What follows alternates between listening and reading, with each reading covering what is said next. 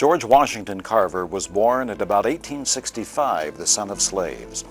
His father was killed in a log hauling accident a few weeks after George was born.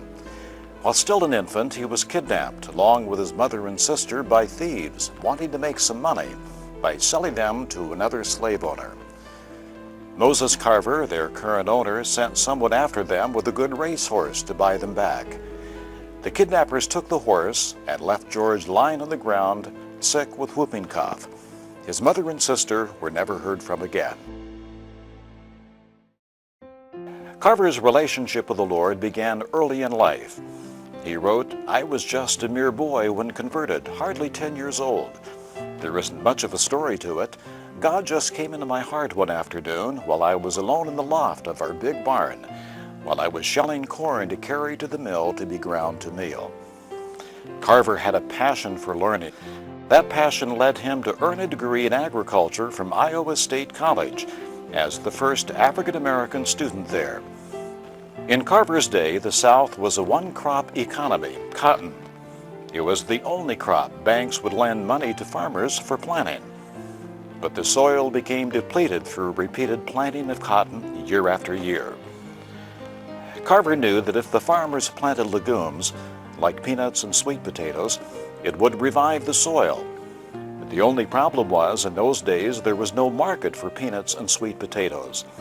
So Carver set out to create a market and invented 300 uses of the peanut and 118 uses of the sweet potato in his lab at Alabama's Tuskegee Institute. Booker T. Washington was the head of Tuskegee at the time.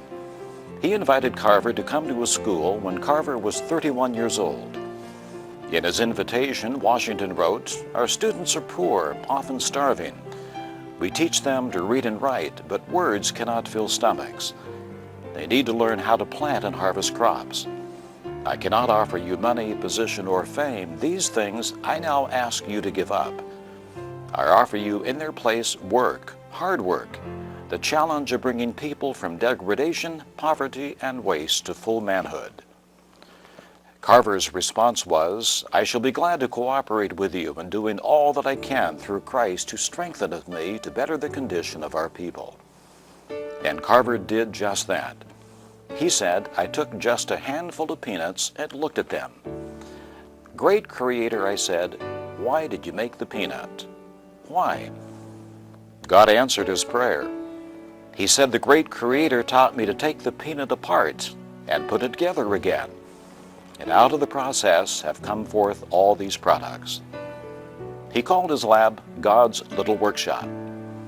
Included among the many products from the peanut, the sweet potato, and soybean are instant coffee, chili sauce, mayonnaise, molasses, meat tenderizer, shaving cream, wood stain, printer's ink, adhesives, axle grease, bleach, linoleum, and fuel briquettes. Carver gave God the credit. He said, "No books ever go into my laboratory. I never have to grope for methods. The method is revealed the moment I am inspired to create something new. Without God to draw aside the curtain, I would be helpless."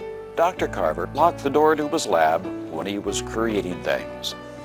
He said, "Only alone can I draw close enough to God to discover His secrets."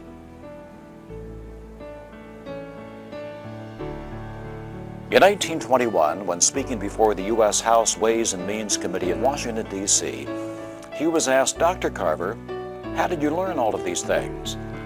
Carver answered, "From an old book." "What book?" asked the chairman. Carver replied, "The Bible." The chairman inquired, "Does the Bible tell about peanuts?" "No, sir," Dr. Carver replied, "but it tells about the God who made the peanut. I asked him to show me what to do with a peanut, and he did."